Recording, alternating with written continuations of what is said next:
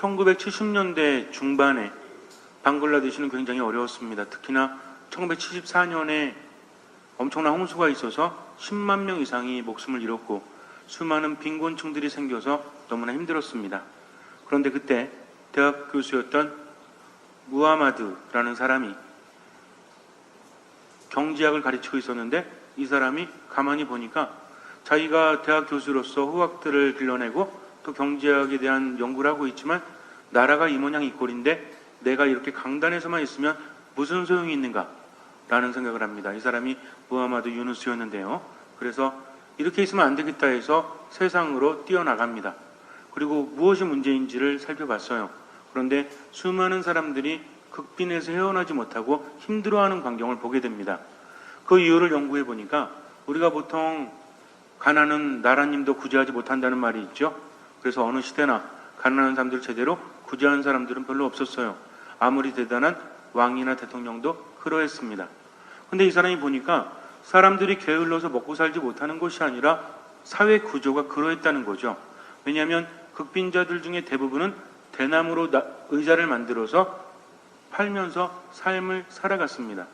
그런데 하루 종일 만들어봤자 한 개 이상을 만들 수가 없었어요. 그래서 하나를 만들어서 파는데 문제는 자본이 없으니까 돈을 빌려야 되는데 돈을 빌리지 못하고 고리대금업자들에게 돈을 빌렸다는 거죠. 그래서 이 사람은 이제 은행으로 갔어요. 그래서 왜 가난한 사람들에게 돈을 빌려주지 않습니까? 그랬더니 은행에서 말하기를 담보가 없기 때문에 대출을 해줄 수가 없습니다. 라고 말해요. 그렇다면 신용대출을 해주면 되지 않습니까? 경제학자이기 때문에 많은 것들을 알고 있었죠. 그러나 신용대출도 등급이 낮기 때문에 해줄 수가 없다는 답변을 들을 뿐이었습니다. 그래서 이제 가만히 돌아와서 살펴봤더니 사람들이 의자를 만들게 되면 우리나라 돈으로 120원 정도에 팔았대요. 그리고 나서 40원을 집으로 가져간답니다. 왜 그런 거 했더니 나머지 80원에 해당되는 것을 고리대금업자들이 뜯어갔다는 거죠. 그러니까 대나무 의자를 만들기 위해서 대나무를 사고 기구들을 사야 되는데 돈이 없으니까 돈을 빌릴 수밖에 없는데 그 업자들이 우선은 하루에 10%의 이자율을 물렸대요. 1년에 10%도 아니고 하루에 10%라는 거죠. 엄청나지 않습니까? 그리고 나서 자기들이 소개해 주는 곳에 자기들이 원하는 가격으로 그 의자를 팔게 했다는 거죠.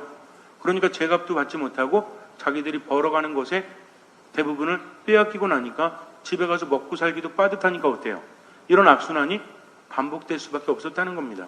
그래서 이걸 좀 없애야 되겠다라는 생각을 했어요. 그래서 사람들을 모아놓고 봤더니 40명 정도가 그때 당시 돈으로 127달러인가?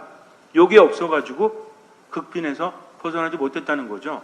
그래서 120달러 이 사람들에게 줘봤어요. 그리고 어떻게 하나 봤더니 사람들이 돈을 다 갖고 그 다음부터는 수입을 10배 이상 올렸다고 합니다. 자기들이 원하는 가격으로 자기들이 원하는 곳에 판매할 수 있었기 때문이죠. 그렇게 보니까는 이 구조가 완전히 악덕 고리대금 업자들만 살찌우는 구조로 되어 있으니까 특히나 사람들 중에서도 여성들의 삶은 차마 눈뜨고 바라볼 수가 없었답니다.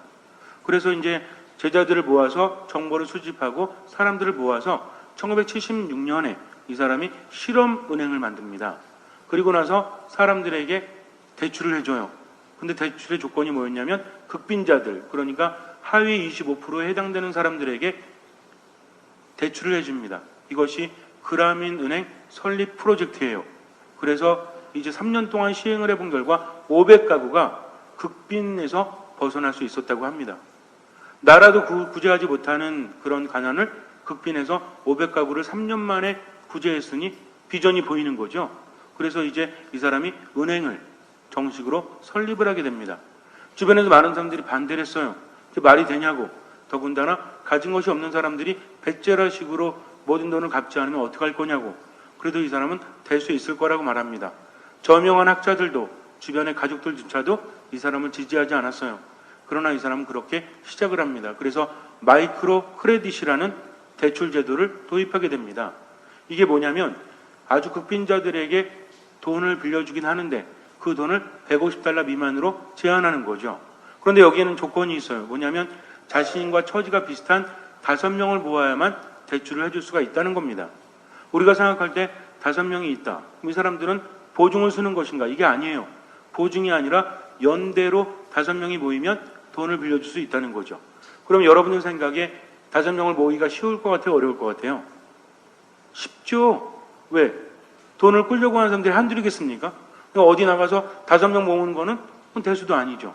그런데 그로부터 10년이 흘렀을 때 1993년에는 사람들이 대부분 100% 가깝게 99%의 이자 상환율, 그러니까 원금까지 합해서 상환을 했다는 거죠. 놀라지 않을 수가 없었어요.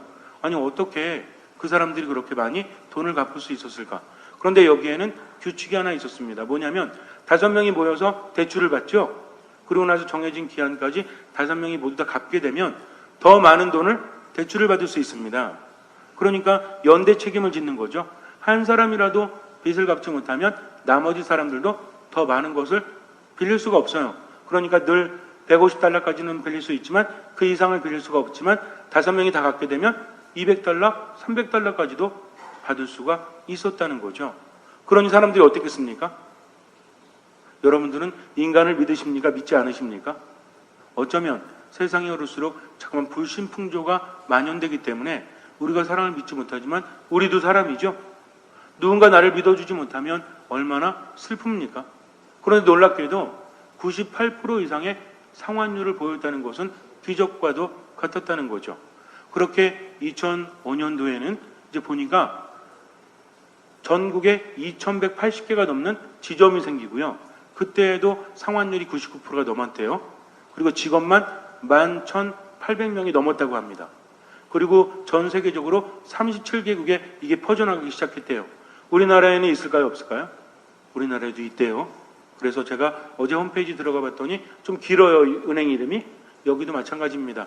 학자금이라든지 뭐 여러 가지 필요한 돈을 가난한 사람들은 받을 수 있다는 거죠. 한마디로 신용대출할 수 있는데 그 조건은 딱 한 가지입니다. 가난해야만 받을 수 있다라는 거죠. 그래서 그라민 은행이라는 것은 원래 그라민이라는 뜻이 방글라데시 말로 마을, 고을 이런 뜻이래요.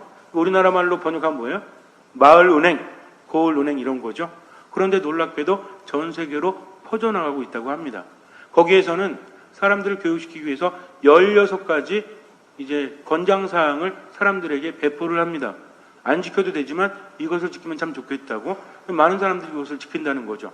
16가지 그 사항을 보면 우선은 이렇게 뭐라고 할까 삶이 나아질 수 있는 교육을 중시하고 또 남의 어려움을 지나가지 말고 이런 식으로 이제 그리고 이제 뭐 채소 같은 걸 많이 길러서 먹고 난 나머지를 팔고 이렇게 하면서 일상생활 소소한 것까지도 이제 낭비하지 않는 그런 계몽을 하고 있다는 거죠. 여기에서는 이제 그라민폰, 그러니까는 가난한 사람들만 쓸 수 있는 그 휴대폰 있죠? 이 사업도 한대요. 그래서 아주 저렴한 가격에 사람들이 공급해 준다고 합니다. 그라민 단홍도 한대요. 그러니까 어떤 사회적인 기업으로서 기여도 하면서 지금 순이익을 굉장히 많이 내면서 그렇게 사람들을 도와주면서 아직도 진행이 되고 있다는 거죠. 2006년도에 무하마드 유누스는 노벨 평화상을 수상합니다. 왜냐하면 많은 사람들을 가난해서 구제했기 때문이죠. 어떻게 생각하십니까? 한 사람의 생각이 정말 다른 사람들은 말도 안 된다고 생각했지만 그 사람의 생각이 세상을 바꿔놓지 않았습니까? 수혜를 입은 사람들뿐만 아니라 그래서 거기에서 제가 재작년인가 거기에 보고서를 봤더니 780만 명인가? 그 중에서 68% 이상이 가난에서 벗어났대요. 참으로 놀랍지 않습니까? 아무리 경제학자라고 해도 스스로 그렇게. 근데 시작을 어떻게 했냐면 이 사람은 돈이 없으니까 은행을 설립하기 전에 어떻게 했냐면 자기가 먼저 은행 가서 돈을 꺼요. 신용대출을 받습니다. 왜냐하면 대학 교수였기 때문에 신용대출을 해준다는 거죠. 이걸 가지고 가난한 사람들에게 다시 꿔주는 형식으로 처음에는 시작을 했대요. 지금도 거기 마찬가지로 순수한 예금 이자로만 그렇게 버티다가 요즘에는 사업도 한대요. 근데 이 사업이 어떤 이익을 위한 것이라기보다는 극빈자들을 도와주기 위한 사업을 계속해서 꾸준히 펼치고 있다고 합니다. 전 세계적으로 그렇게 퍼져나갔다는 거죠. 한 사람의 생각을 통해서 세상이 바뀝니다. 어쩌면 오늘 복음하고도 너무나 닮았어요. 오늘 복음을 보면 신자가 아닌 사람들도 많이 알 수 있는 그런 복음이죠. 오병이어의 기적 들어보셨죠? 오병이어가 뭡니까? 빵 5개와 물고기 2마리. 몇 명을 먹이셨어요? 5,000명을 먹이셨어요. 그런데 가만히 보니까 장정만도 5,000명이었다. 여자와 남자를 뺀, 여자와 아이들을 뺀 장정만도 5,000명이었다면 이 중에서 우리 남자분들 손 들어보세요. 아이들 빼고. 형제님들 손 들어보세요. 안 드는 분은 자매님이십니다. 네, 손 내리시고 자매님들 손 들어보세요. 더 많으시죠? 그러니까 남자만 5,000명이었다는 것은 나머지 여인들과 아이들까지 합치면 몇 명? 최소한 10,000명 이상이죠. 10,000명도 동등하게 잡은 거고요. 아마 15,000명? 굉장히 많은 숫자였을 거예요. 그런데 그 상황을 보니까 예수님께서는 원래 사람들을 만나지 않으려고 하셨습니다. 세례자 요한이 죽었다는 소식을 들으시고, 세례자 요한은 누구죠? 예수님의 길을 준비했던 예수님의 사촌뻘이죠. 친척이에요. 그래서 예수님의 길을 미리 준비했던 예언자입니다. 그런데 헤로데가 그를 죽여버리죠. 이 소식을 듣고 예수님은 마음이 아프셨을까요? 아프지 않으셨을까요? 우리는 예수님을 너무 신적으로만 봐요.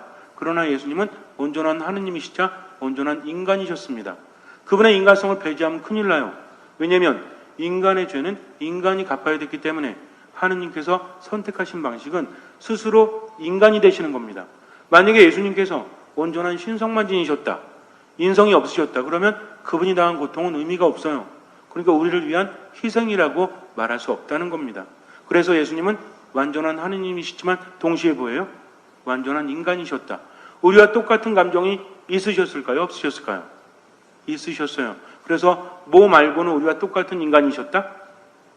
하나는 없죠, 그분이. 우리에게는 있지만 예수님께는 없는 게 뭡니까?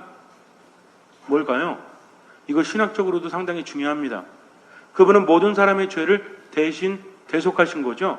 그러니까 뭐가 없어야 돼요? 뭐가 없어야 되죠? 모든 사람의 죄를 대신 짊어지기 위해서는 자기 자신은 뭐가 없어야 돼요? 죄가 없어야 돼요. 그래서 예수님께서는 죄 말고는 모든 면에서 인간과 똑같으셨다는 거죠.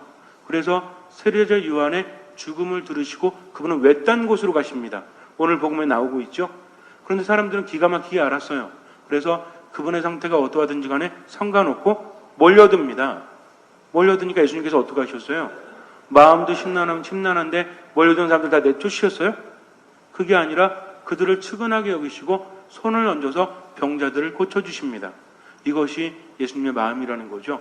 그래서 사람들의 마음을 어루만져주고 그들에게 지혜를 주시고 가르침을 주다 보니까 시간이 늦었어요. 여기서 현실적인 존재들은 누굽니까? 예수님의 제자들이었죠. 날도 이미 저물었고 외딴 곳이니까 저녁을 먹어야 되잖아요. 근데 예수님은 끝내지 않으시고 계속할 것 같으니까 와서 뭐라고 합니까?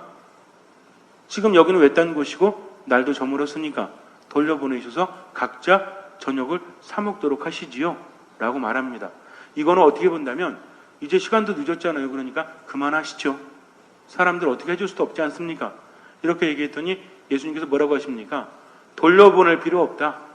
너희가 먹을 것을 주어라. 기가 막혔을까요? 안 막혔을까요? 장정만도 5,000명입니다. 굉장히 많은 수인데 제자들이 그들을 먹일 돈이 있었을까요? 오늘 대답을 보면 참 기가 막히죠. 저희에게는 빵 5개와 물고기 2마리가 전부입니다. 이 말에는 어떤 말이 숨겨져 있죠? 그런데 저 사람들을 먹이라고요? 기가 막히지 않습니까? 모르셔도 너무 모르시지. 지금 예수님과 제자들이 가진 것이라고는 요것뿐이 없으니까 예수님과 제자들조차도 먹을 거리가 안 돼요. 왜냐하면 몇 명이기 때문에. 예수님 플러스 제자들 그럼 몇 명이죠? 13명이죠? 설마 이것도 모르실까 봐 가슴이 조마조마했어요. 자, 그런데 13명이 먹기에 빵 5개와 물고기 2마리면 충분할까요? 다 남자들인데? 우리 자매님들이야 뭐 이슬 먹고 사시니까 조금 먹겠지만 남자들은 그렇지 않거든요. 그러니까 남자들에게도 이것은 적은 거였어요. 근데 5,000명이 넘는 인원을 먹이라니 기가 막히죠. 그래서 빵 5개와 물고기 2마리 뿐이 없다고 했지만 이건 무슨 얘기예요? 먹일 수가 없습니다. 라고 이야기하는 겁니다. 그랬더니 예수님께서는 빵 5개와 물고기 2마리를 받아 드시고 어떻게 하시죠? 하늘을 우러러 하느님께 찬미의 기도를 드리십니다. 그러니까 이 일용할 양식에 대해서 하느님께 감사하고 있다는 거죠. 빵 5개와 물고기 2마리, 사람들은 최소한 10,000명이 넘는데 그걸 가지고 감사한다는 것은 이것은 정상적입니까? 정상적이지 않습니까? 정상적이지 않아요. 그런데도 주님께서는 하늘을 우러러 찬미를 들이신 다음 사람들에게 나누어 주라고 하십니다. 제자들이 예수님이 시키니까 어쩔 수 없이 하죠. 결과는 어땠어요? 모든 사람들이 배불리 먹고도 남은 빵 조각을 모았더니 12광주리에 가득 찼다라고 우리에게 전해주고 있습니다. 예수님은 이런 분이세요. 우리가 예수님을 미라클 메이커라고 하죠. 기적을 일으키시는 분. 그러나 그분의 기적은 무엇 때문입니까? 우리에 대한 사랑 때문이라는 거죠. 하느님은 전지전능하십니다. 우리가 원하는 대로 원할 때마다 기적을 행했으면 좋겠지만 그분의 기적의 반론은 바로 우리에 대한 사랑 때문이라는 거죠. 사람들을 놀라기 위한 것도 아니에요. 당신을 과시하기 위한 것도 아닙니다. 모든 치유 기적과 모든 기적은 인간을 사랑하시기 때문이죠. 그러니까 의미 없는 기적은 일으키지 않습니다. 비록 빵 5개와 물고기 2마리였지만 하느님께서는 인간에게 불가능한 일을 하신다는 거죠. 그 이유는 무엇입니까? 인간이 잘나서가 아니라 하느님께서 인간을 사랑하셨기 때문에.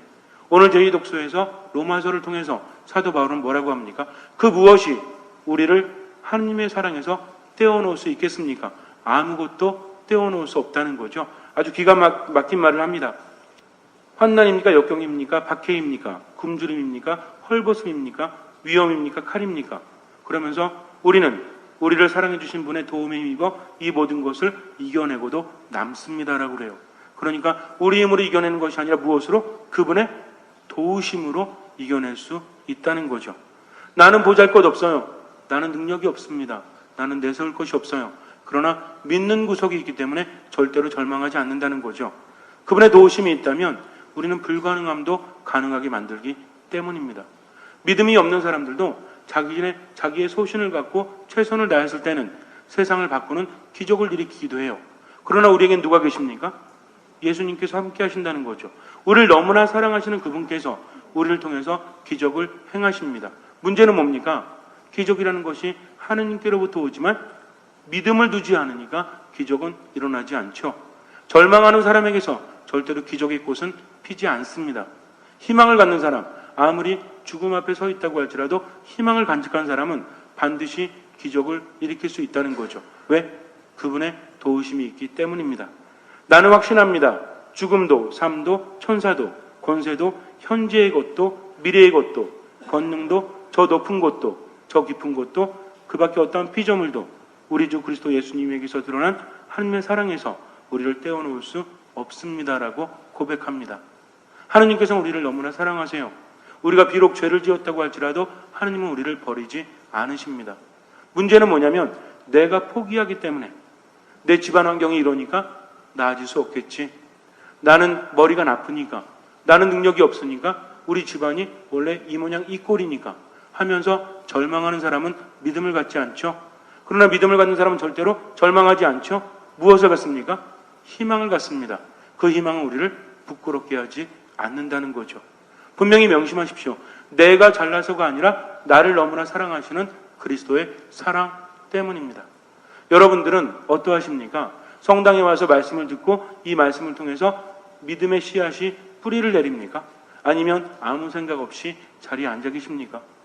그분의 말씀이 우리 안에 내릴 때 이미 기적은 시작되죠. 내가 믿지 못하니까 우울함에 빠져서, 내가 믿지 못하니까 분노와 미움에 휩싸여서 믿음의 삶을 살지 못하니까 기적은 일어나지 않습니다. 그러나 주님께 믿음을 두는 사람은 온전히 믿고 나머지는 주님께 맡기고 지금의 삶에 최선을 다하죠. 믿음이 있는 사람과 없는 사람은 달라요.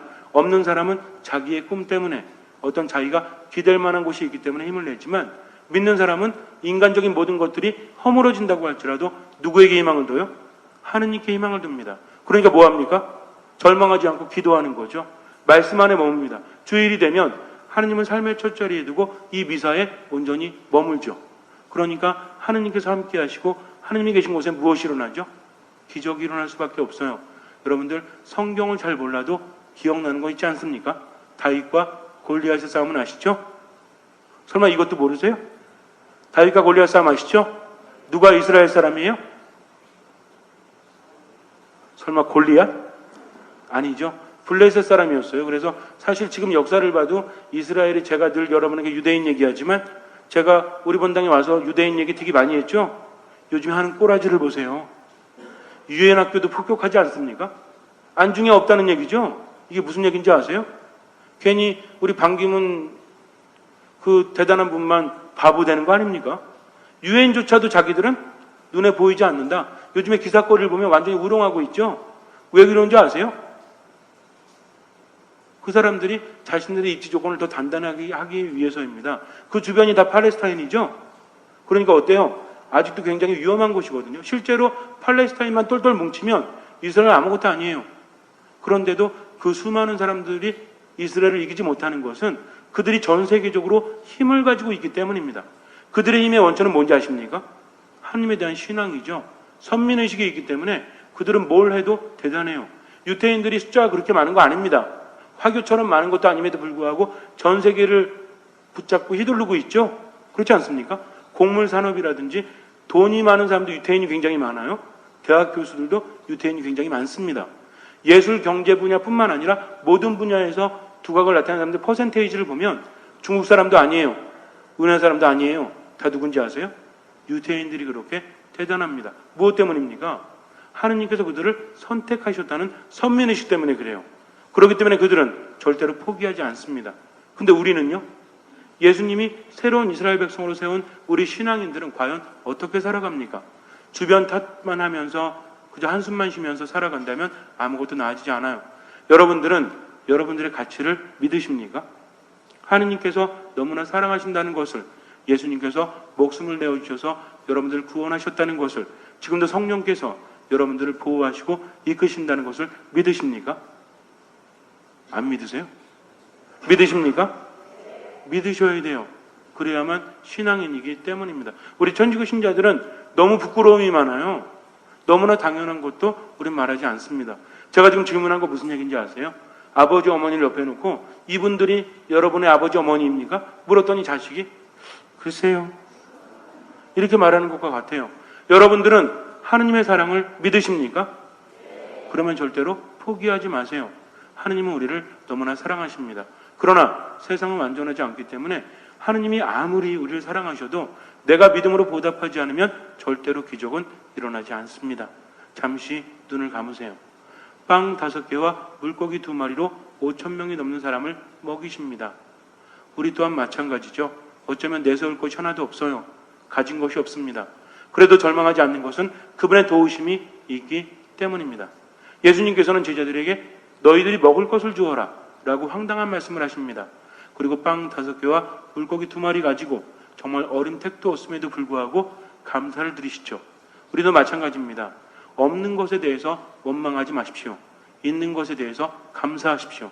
주님께서는 그 믿음을 보시고 우리 삶에 놀라운 기적을 일으켜 주실 것입니다. 아멘.